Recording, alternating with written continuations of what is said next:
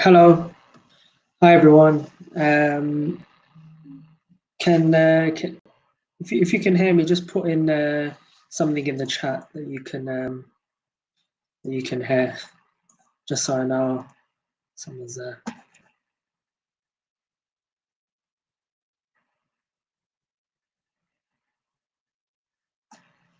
Or just shout something out.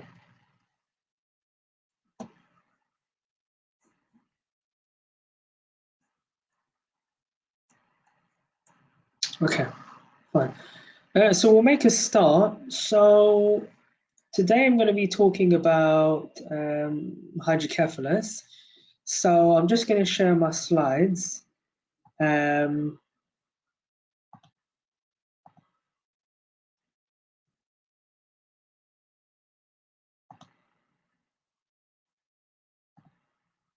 so just bear with me.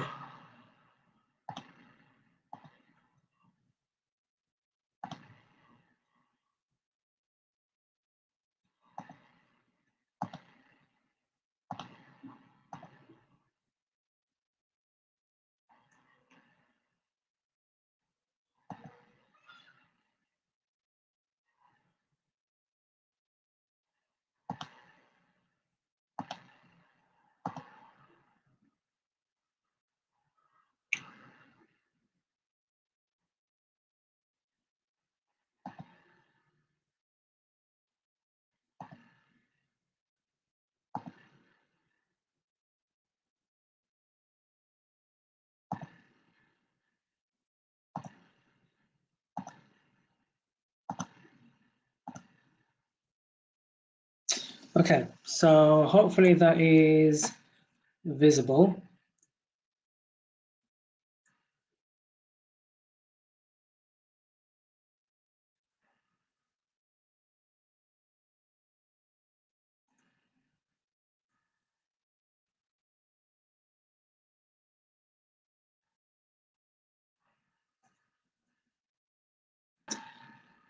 So yeah, so we're going to be talking about hydrocephalus.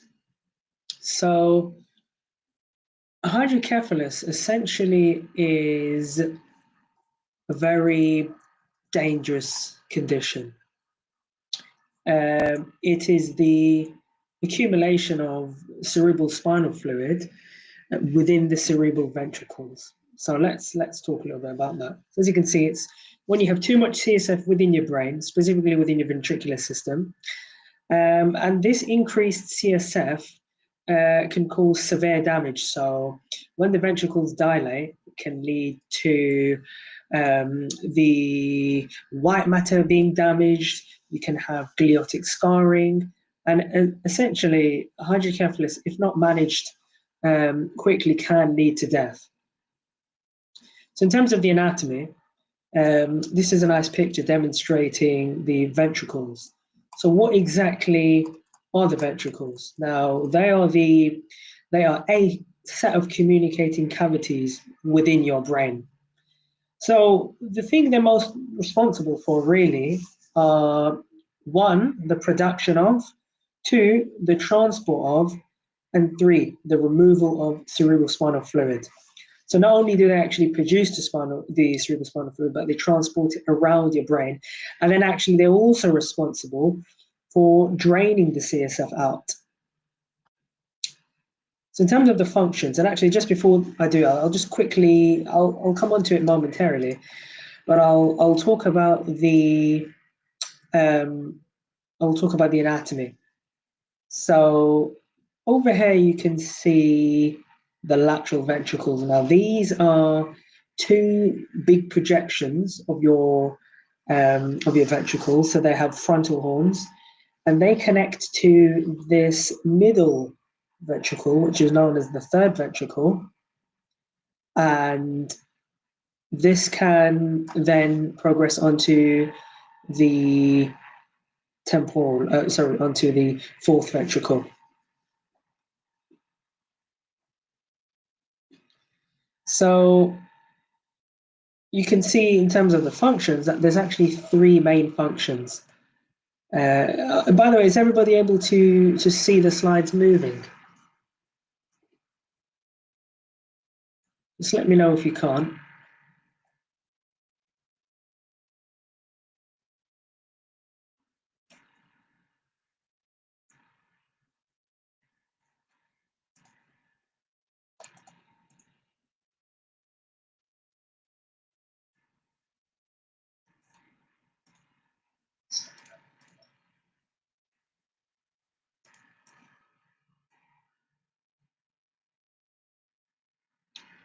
Fine, we'll just continue. But yeah, in terms of the functions, there are three main functions, and that is number one, protection. So the ventricles are a soft cushion for the brain, so they're there to limit the amount of neuronal damage that can happen in traumatic brain injuries. So it's a kind of protective covering of the brain. Uh, Another thing it serves is buoyancy. So um, if you think about it, your brain actually is quite light. The net weight of the brain is only about 25 grams, so it's very, very light. And that allows for you to basically have it sitting in a cranium on your neck, and it allows you to be able to weight bear, well, kind of bear the weight of the brain rather, in your cranium without it being kind of excessively pressurizing on the base of the brain or on the skull base. The last thing is chemical stability. So the cerebrospinal fluid is really, really tightly controlled in terms of the environment that it allows. So the CSF creates a well-functioning environment, and that's actually contributed by the low extracellular potassium, which is really good for the synaptic transmission. So overall, you can see that the ventricles, and rather the CSF, is really well kind of thought out in terms of its functions and in terms of how it's allowed to do its job. In terms of the ventricles now, so the ventricles are the actual communicating cavities in the brain. So they are structures that not only produce CSF, but they transport it around the brain itself. So they are lined by cells that are called ependymal cells. Now, ependymal cells, they form a big structure called the choroid plexus, and that is where the CSF is produced. The choroid plexus is a really important structure to remember, because oftentimes if you do a placement in neurosurgery, or you hear the word choroid plexus within the realm of hydrocephalus, a lot of the time, especially with management, it's not that common, but there are things called choroid plexus resections. So if someone's got chronic hydrocephalus, they're not kind of, VP shunt isn't working with them, there are things that we could do to potentially even remove the choroid plexus, which is the part of the ventricle that produces the CSF. So it's quite good to get familiar with that. Embryologically, it comes from the lumen of the neural tube. So it forms from the neural tube and then eventually develops 4 ventricles. And that's your right and left lateral ventricles, your third ventricle, and of course your fourth ventricle. So just starting very quickly, these are your lateral ventricles. So they basically sit within the respective hemispheres of your cerebrum. So your right lateral ventricle sits in your right hemisphere, and vice versa. They basically have these horns which project into the frontal lobe, the occipital, and even the temporal lobe. And generally, you often see as well in CT scans of kind of the elderly, the volume of these lateral ventricles increase, and that's, we'll come on to that shortly, and that's where you can see things such as hydrocephalus ex vacuo, or even other types of hydrocephalus, like normal pressure hydrocephalus. In terms of the next one, so this is the third ventricle. The third ventricle is connected by the foramen of Monroe to the lateral ventricles. So what I mean is that you can see here the frontal horns, and these are your lateral ventricles, your left and right. It communicates with your third ventricle, okay, and that is via this little kind of, you can say, this passage called the foramen of Monroe. And that's important because essentially when you can get obstructive hydrocephalus, a lot of the times it's these passages which can get blocked, obstructed, and by something, let's say a tumor, a colloid cyst, and that can lead to an obstructive hydrocephalus. So the anterior surface contains two protrusions. One of them is called your supraoptic recess, and one of them is your infundibular recess. And it's basically, one is located above the optic chiasm and one is located above the optic stalk. And that's why sometimes, you know, in hydrocephalus, we talk about patients having visual abnormalities. And a lot of the time, it can be because of pressure on the supraoptic recess or the infundibular recess, and that can lead to visual problems in hydrocephalus. Lastly, your fourth ventricles are the last set of ventricles in your system. So they receive cerebrospinal fluid from the third ventricle, and that's via the cerebral aqueduct, which you can see just here. Okay, and it sits within the brainstem. And this is another reason why, for example, patients who have really acute obstructive hydrocephalus, some of the times, particularly in the emergency setting, these patients, their vitals are deranged, their breathing pattern can go off. And remember, that's because part of your ventricle, which is the fourth part, is actually sitting in your brainstem, right at the junction between your pons and your medulla. And of course, your medulla is where your respiratory centers lie. So if they're pressing on your respiratory centers, they can sometimes cause respiratory abnormalities. But these are typically really late signs. These are things that happen in kind of undrained, really large acute hydrocephalus, and you would hope things don't, you know, reach that far.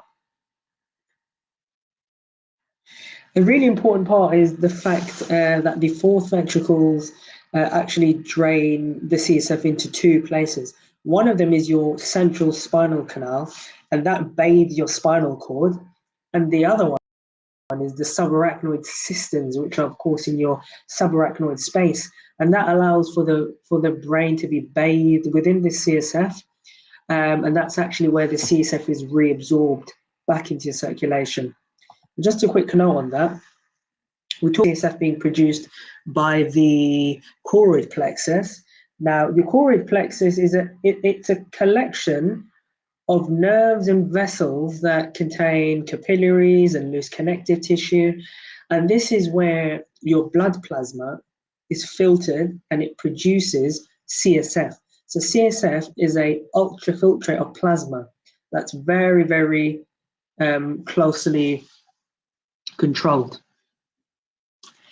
The CSF drainage happens in your subarachnoid space, and that's a really important point.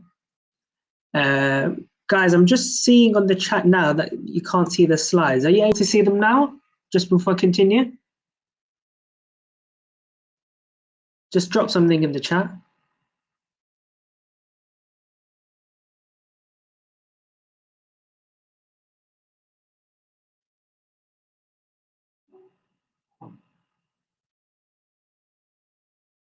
Right, I'll just let me know if you can't see. I've got the chat open, so just drop me a message on the chat saying you can see it, and I'll continue. But if you can't, then just stop me. Perfect, you can see that. Fine. So one of the really important points to remember about the subarachnoid cisterns is that actually one of the causes of a hydrocephalus is, does anybody want to guess, a kind of really notable cause of a communicating hydrocephalus?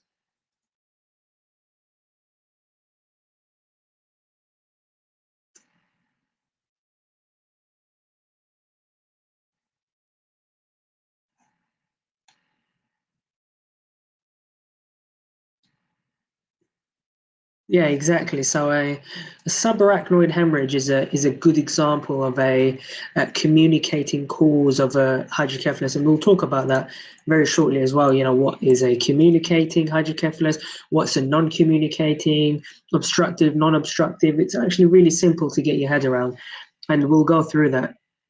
But essentially, just to finish off, your drainage of CSF happens in your subarachnoid cisterns via these kind of spider projections. These are called arachnoid granulations, and they allow the fluid to then go into your dural venous sinuses. So essentially how it works is that your CSF is produced by the choroid plexus, which once again is made by your ependymal cells. The CSF is then drained into your subarachnoid systems, particularly your arachnoid granulations, and then they kind of drain into your dural venous sinuses, which are big venous sinuses draining all your blood away into your systemic circulation. In terms of the pathophysiology, I just want to touch upon this now quickly. This is really, really important. So when it comes to the pathophys of hydrocephalus, you can classify them into two types, okay? So you have the obstructive causes of hydrocephalus, and you have non-obstructive causes of hydrocephalus. So the reason this is really, really important is because it can oftentimes actually determine the type of management that you deliver to these patients.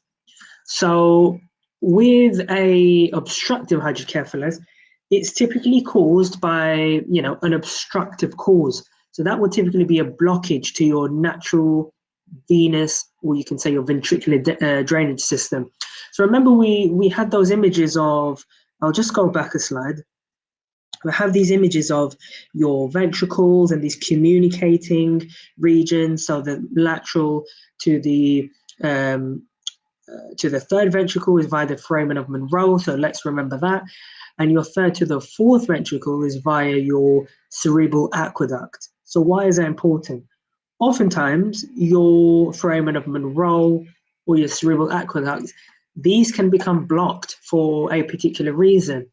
Now, obstructive causes are typically things such as an obstructive tumor.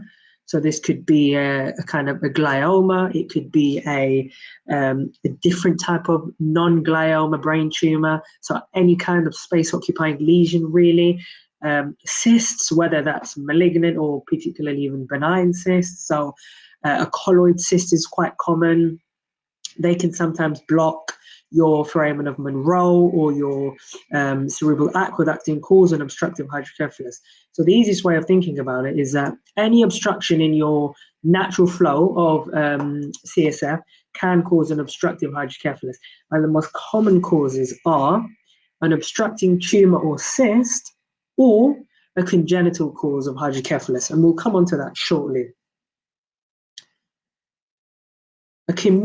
So just to clarify things as well, sometimes the word obstructive hydrocephalus is interchangeably used with non-communicating. And the way I think about it is a very simple way. For example, if you think about somebody being obstructive, let's say, for example, you would describe them as, let's say, they're not communicating, they're being obstructive, they're, causing trouble. That's honestly a really simple, really easy way for me to remember that. And if somebody ever mentions a communicating hydrocephalus, remember, if you're communicating, you're kind of not causing any issues. That's, you could say non-obstructive. So it's kind of a funny way of remembering it, but it always works for me. And it's a really good way of actually remembering it, because some neurosurgeons still use the word non-communicating or communicating, and some use obstructive or non-obstructive. So that's just one way of thinking about it. And a communicating hydrocephalus, or like we said, a non-obstructive hydrocephalus, is basically due to the absence of a blockage to the flow. So it could be the fact that you're just not absorbing as much CSF by your arachnoid villi, or even in certain cases, it might actually be due to the fact you have increased CSF. And some of the causes of a communicating hydrocephalus include things such as an infective meningitis. It could be things like, we mentioned, a subarachnoid hemorrhage. It can be, once again, also congenital. And it can also be because of something called normal pressure hydrocephalus. I've got them all written down here. So you can see the obstructive causes, you're kind of thinking tumors, you're thinking maybe congenital. And then obviously communicating or non-obstructive, you're thinking something that's not obstructive. So it's, a subarachnoid hemorrhage and, infective meningitis and normal pressure hydrocephalus. But why does for example, why does a subarachnoid hemorrhage, why can it cause a hydrocephalus? Does anybody want to shout it out or put something in the chat? Why does a subarachnoid hemorrhage, or how can a subarachnoid hemorrhage lead to a communicating hydrocephalus?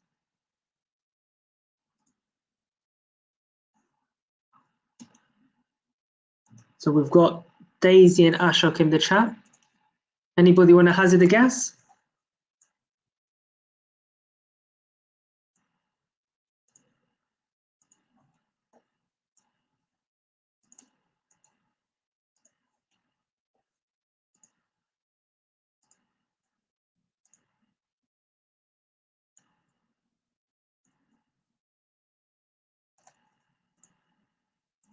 No problem. That's fine. We can go through that.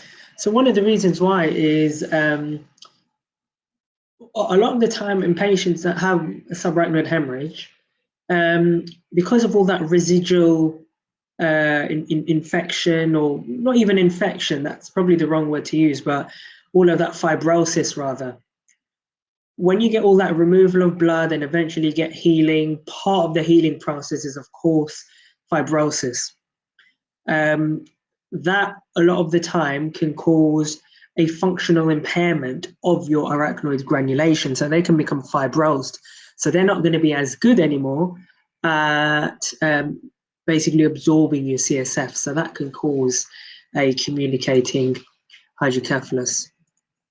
So that's those are the causes, or rather the pathophysiology, and yes, the causes of obstructive and communicating hydrocephalus.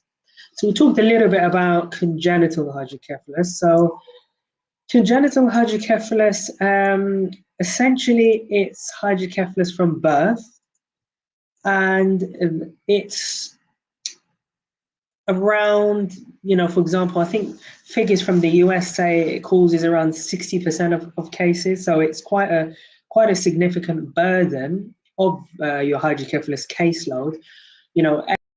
Any neurosurgeon will, that's quite kind of, well versed in treating and managing hydrocephalus.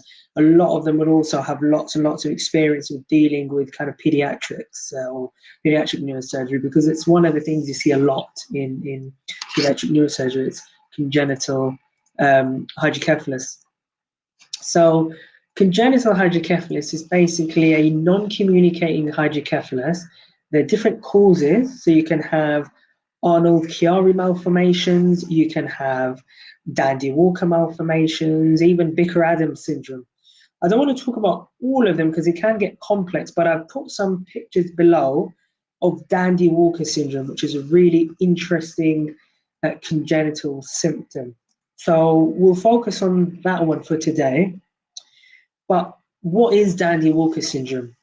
And, why is it such a known cause of congenital hydrocephalus? So Dandy-Walker syndrome, or Dandy-Walker malformations, it's basically a congenital condition where you have an abnormality in your cerebellum. So your cerebellum just doesn't develop normally.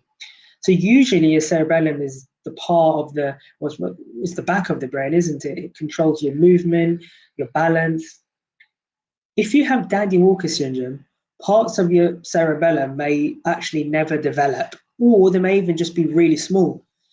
And what happens is that as a result, other parts of your cerebellum become filled with fluid, and actually they can develop small masses of fluid like cysts. And we talked about cysts earlier as well, and we talked about how they are quite notable cause of hydrocephalus.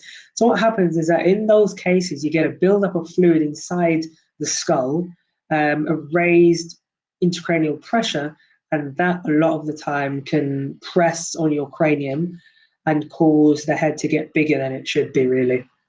And remember, in these children, a lot of the time the coronal sutures haven't fused yet, so their brain, their skull can still expand, and it can basically lead to things such as the sunset sign, which is basically a manifestation of increased or raised intracranial pressure in children.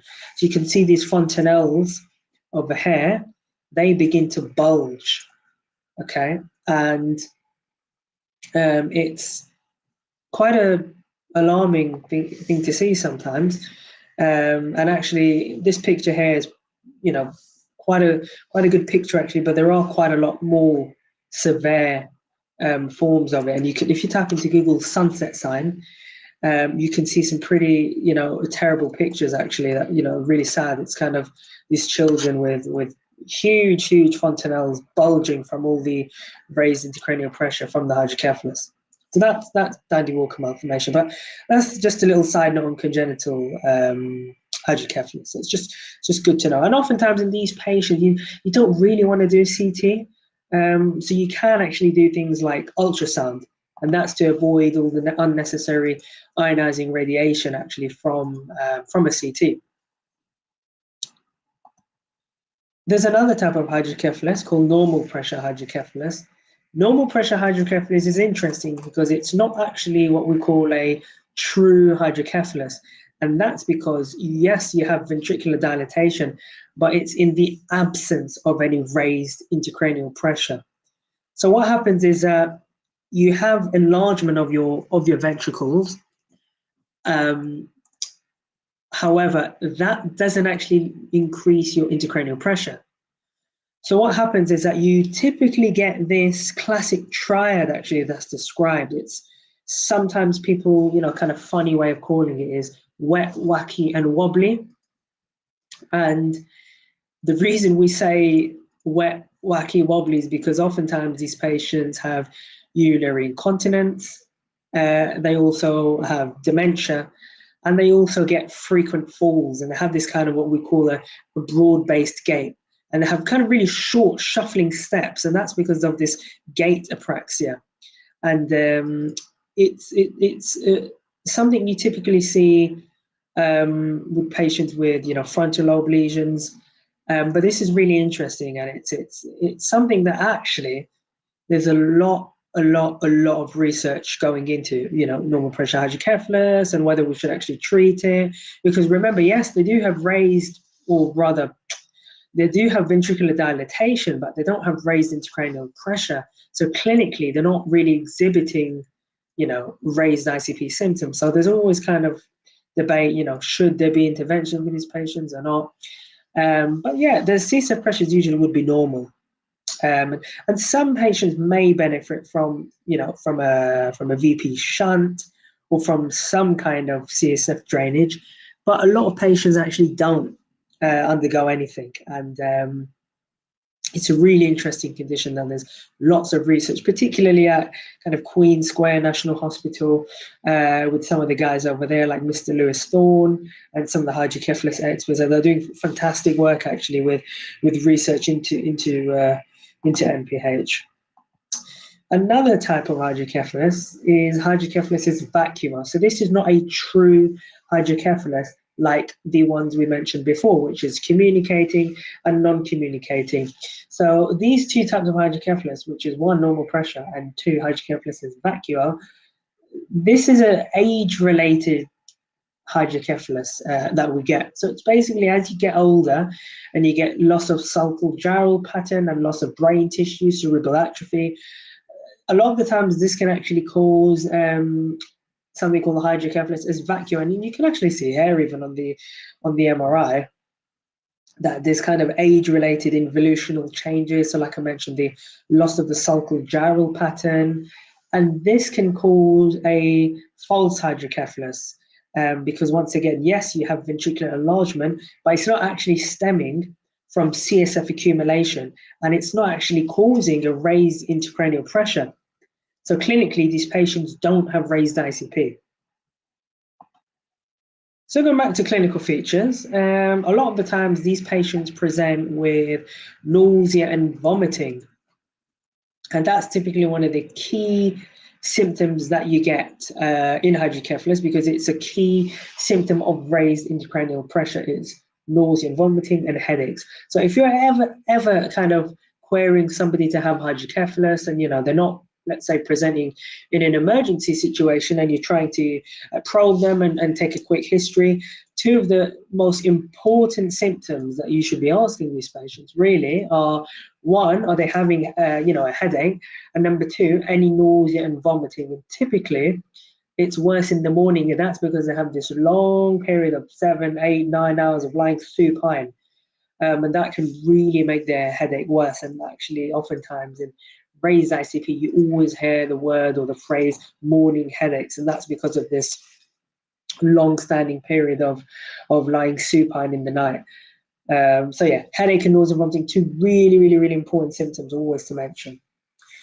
As the condition starts getting worse, so let's say as your ventricles get larger and they start to increase your CSF pressures more and more, oftentimes, you can have these patients drop their GCS. So they may become obtunded, they may become, even in some cases, comatose. They can become really, really unwell really quick. And we talked about earlier in the anatomy as well, the supraoptic recess and the infundibulary recess. And we talked about the relation of the ventricles to some of the visual centers. And this is really important because it's one of the reasons why oftentimes, or in patients with a hydrocephalus, it's oftentimes one of the reasons why they can have abnormalities with their vision. We also talked about gait abnormalities. So, we talked a little bit about that with normal pressure hydrocephalus. And lastly, they can even become incontinent in some cases. So these are signs that, should really be ticking alarm bells in your head so as to say, I need to escalate. I need to speak to my neurosurgical registrar on call. And this patient may need emergency surgery if they're having these late signs. In terms of investigations, really the best thing you can do in the immediate term, providing this patient is, safe to go on a scan, is of course to have a CT. So it's usually the mainstay of all the investigations. The CT is really good because it shows you the enlargement of the ventricles. And yes, it might not be present in every case of hydrocephalus, but the CT will always be really, really good as your initial imaging modality because it's, readily available, particularly overnight. And it's really good at specific changes. So, for example, loss of your sulcal gyral pattern. Another feature could be CSF exudation from the ventricles, and you can typically see it kind of as a subtle hypodensity around your ventricular margins.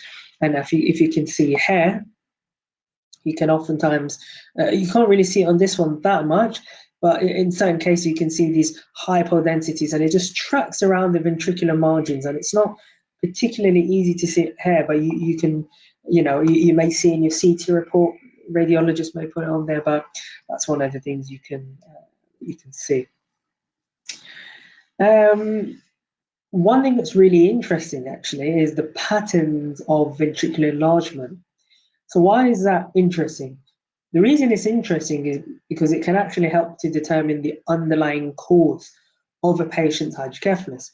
So if somebody has a generalized overall ventricular dilatation, that most likely suggests a communicating hydrocephalus, which, as we talked about, are things such as meningitis, subarachnoid hemorrhage, even congenital or normal pressure hydrocephalus. And that's your kind of overall non-obstructive causes. So you don't particularly see one part larger than the other because there's no obstruction, so they're all grossly dilated. But if you have let's say a dilated lateral and a dilated third ventricle, that tells you that actually, because one part is bigger than the other, it may suggest there's an obstruction somewhere, and that's where we would say a non-communicating hydrocephalus. And that's because you get this pressure gradient where, for example, you have a normal fourth ventricle, but then a really large lateral and third. Remember, your fourth ventricle is your last ventricle in your ventricular system. So if it's really, really, really large, it means that there's obviously some back pressure backing into the fourth ventricle, making it really big. So, for example, if you have a large fourth ventricle, something is blocked above that. So it could be a posterior fossa mass, which can be a tumor. It could be a glioma, for example. It can be a big space-occupying lesion. But if you have a normal fourth ventricle, but your lateral and your third ventricle is really dilated, but once again, the normal fourth ventricle, that can suggest aqueduct stenosis. So there's a blockage in your cerebral aqueduct, which, as we saw, is the part of the third ventricle that drains into your fourth ventricle. That's your cerebral aqueduct. So you can get, stenotic lesion there, maybe from congenital aqueduct stenosis, or even if there's an obstruction for another reason. So those are your kind of investigations, and typically these things can get more complex, but always look at the CT and always see whether you can figure out any patterns. And that can help guide management in some cases. If there's a tumor in the brain, you may want to remove it. These are some of the scans. And the last slide, I'm just going to briefly talk about management. So with regards to hydrocephalus, somebody in the chat, so let's, Ashok or Daisy, if any of you are still there, what would you say is the first line management in a hydrocephalus if they need an emergency procedure? And let's say it's at night. What kind of thing would you suggest that maybe the neurosurgeon on call could potentially do as a life-saving procedure? What do you suggest?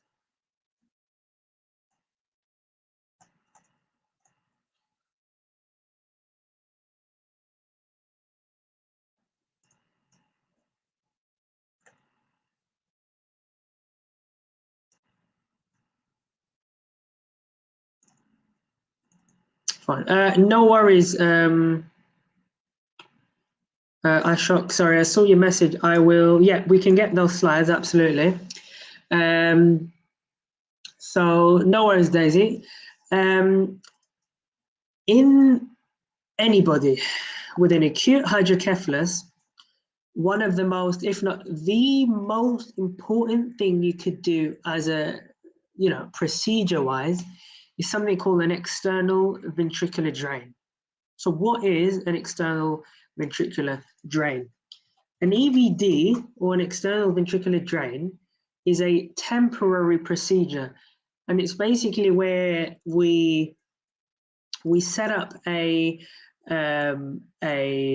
can call it a catheter, and what happens is it goes into your ventricles and this drain goes under a lot of the times it can be under a general anesthetic.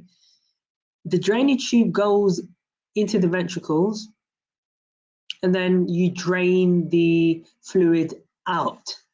So it's honestly probably one of the most important medical procedures or neurosurgical procedures you could ever think of. And even though it's a temporizing measure, it's an incredibly important, actually life-saving procedure, because essentially what you're doing is you are placing a flexible catheter into, it's also, you could also call it a ventriculostomy because you're going into the ventricles. This drain, or this catheter, it goes into the ventricles and it's flexible, and it drains CSF away from the ventricles, and you can actually even monitor the drainage. So you can, oftentimes in certain hospitals you have equipment such as a liquor guard. So I think, your homework for today, guys, is to search up something called a liquor guard. These are kind of neurosurgical machines that we use to help the drainage rates and to kind of figure out how much CSF for drainage. Because remember, we want to drain it, but we don't want to drain too much of it. But these are really important, like I mentioned, a really important procedure. It's a catheter that goes into the ventricle and then it drains it into a reservoir that's outside of the body. It's essentially a drainage system which you'll have by the bedside, and these patients will be in an intensive care. And guys, Ashok and Daisy, if you ever get a chance to go to a neurosurgical ward, one of the most common things you will see, is CSF drainage. and you will see a liquor guard, or you will see that system there, which is of course the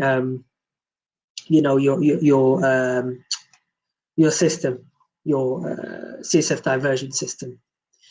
So that's an external ventricular drain. I'm just going to stop. So Ashok, you've mentioned how do we reduce the intracranial pressure in the acute phase, is it?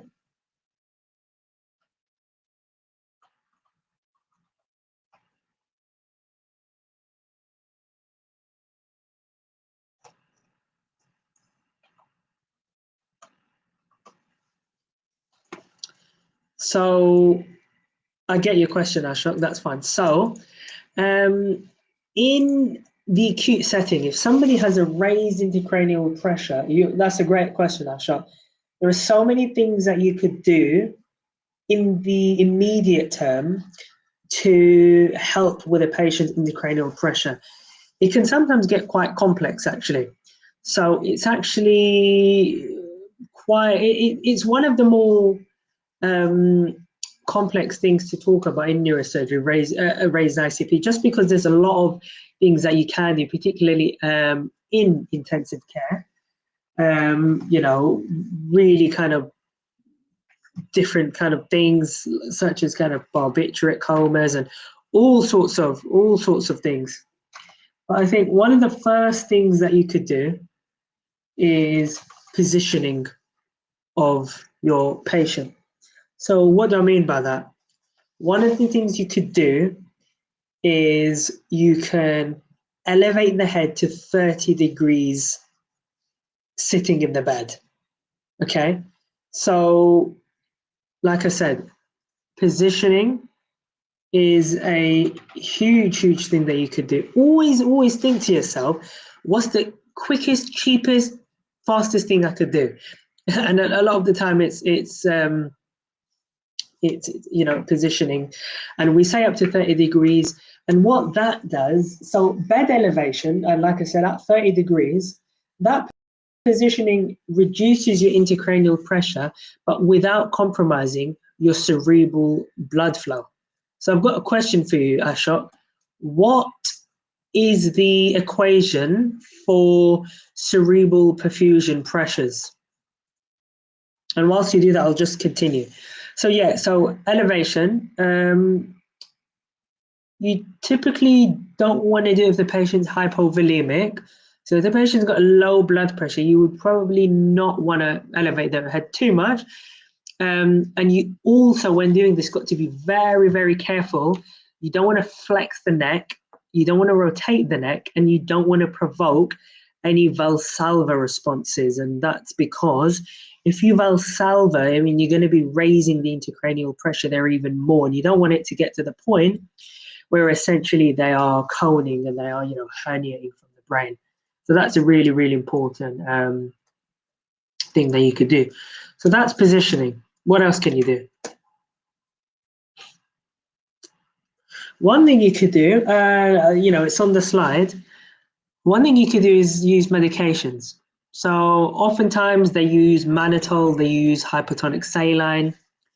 There's furosemide, there's acetazolamide, which is two kind of diuretics. Furosemide is a loop diuretic. Acetazolamide is a carbonic anhydrous diuretic, or you can say osmotic diuretic. And these work sometimes as well. So what they do is they are able to reduce your CSF, particularly kind of in refractory elevated ICP. It's something oftentimes anaesthetists use quite a lot, hypertonic saline and mannitol. And even though they reduce the ICP, you've got to remember they don't actually improve the neurological outcomes. So, you should always think about it, but you've got to remember there needs to be definitive management. And actually, even with these patients, you only typically want to do it if the ICP you think is caused by vasogenic edema. And vasogenic edema, typically you get with kind of CNS infections, brain tumors, you get huge amounts of vasogenic edema. That's, kind of, good example of where to use your hyposmolar therapies. But just remember, what you're doing. Yeah, excellent, Ashok. Well then, yeah, so it's your MAP minus your ICP. And that's what's really, really important, that when you're trying to decrease a patient's intracranial pressure, you also need to make sure that you're not reducing the cerebral perfusion pressures too much. But that's a little bit about raised ICP. I want to get to kind of shunts now. So the main thing you could do typically is you need to find out what's causing this patient's acute hydrocephalus. So in a lot of cases, we mentioned throughout today's talk, it may be a brain tumor. So the definitive management of that patient's hydrocephalus after you've done a life-saving EVD is to remove the tumor. So it'll be debulking. It may be steroids to reduce the edema, reduce the ICP. But essentially, you need to find out what's causing the hydrocephalus in order for you to treat it. And if that doesn't work, there are other things you could do, such as one of the things I mentioned earlier, which is a choroid plexus resection, or something called an ETV, which is an endoscopic third ventriculostomy. And that's basically when you drill a hole into the floor of the ventricles, and that allows for CSF to drain out of your ventricles into a different cavity of your body, so typically your peritoneum. Those typically in ETVs are only really useful in an obstructive hydrocephalus. You may not use it in a non-obstructive hydrocephalus, and so it's not something you always use. But the gold standard that we oftentimes use and neurosurgeons do on pretty much a daily basis is a VP shunt. Does anybody know what a VP shunt is?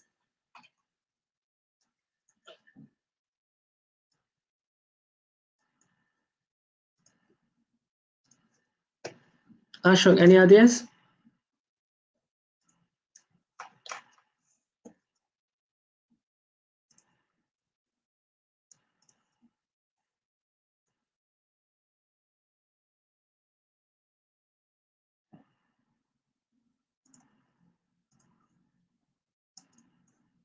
No worries. So VP shunt is a thin plastic tube that we use, and it helps drain extra CSF out from your brain. So VP shunts, we typically, how would it work? It's basically a shunt with two catheters, okay, or two small thin tubes, and they're connected by a valve. One end of that valve is what we call an upstream catheter, and it's in a ventricle. And the other end is called the downstream catheter, and that's in your peritoneal cavity. And that's obviously, as you know, it's the part in your abdomen where your internal abdominal organs sit in. So the valve opens when the pressure in the brain, exceeds normal pressures. And what it does, it allows fluid to drain from the brain straight into the peritoneal space. And then what happens from there is that all that CSF in the peritoneal space then is absorbed into your bloodstream. It's a very common procedure. It's a very good procedure. Oftentimes, it's tolerated quite well. It can sometimes, become complicated by infections and things like that. But it's a very, very important procedure, and it's very, very, very common.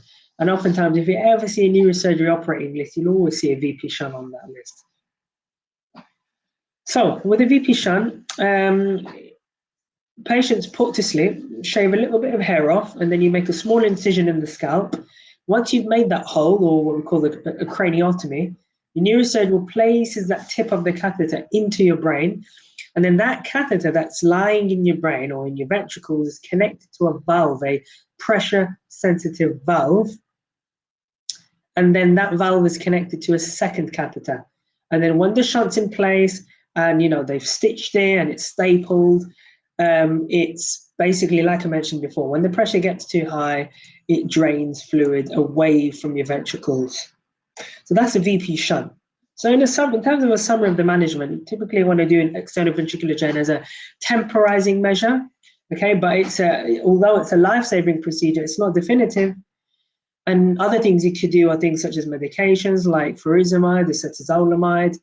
But the main definitive management is debulking of the tumors or CSF diversion techniques such as ventricular peritoneal or VP shunts, ETVs, or even kind of things such as a choroid plexus resection, which is kind of a resection of your choroid plexus, which is the ependymal cells that produce your CSF. So that's quite a drastic procedure. But there's often, lots and lots of things that we can do with the patient's hydrocephalus. And so, it's something we, have lots of tools with, lots of tools to kind of deal with the problem. And that's it. That's hydrocephalus in a nutshell. Any questions, guys? So thanks. First of all, thanks very much for joining in. I hope that was clear.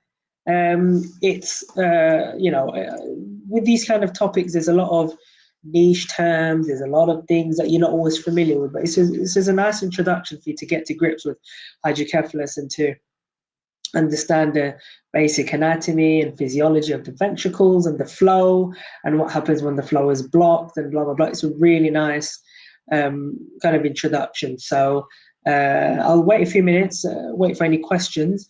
But if you guys are happy, that concludes today's talk on acute hydrocephalus. And next we will be talking about malformations in the brain, so AVMs and things of that nature. So kind of vascular neurosurgery. So that will be for next week. Thank you very much, guys. Thanks, Ashok. Thanks, Daisy. Thanks, everyone else that joined in and contributed in the chat. You guys are amazing. Please make sure to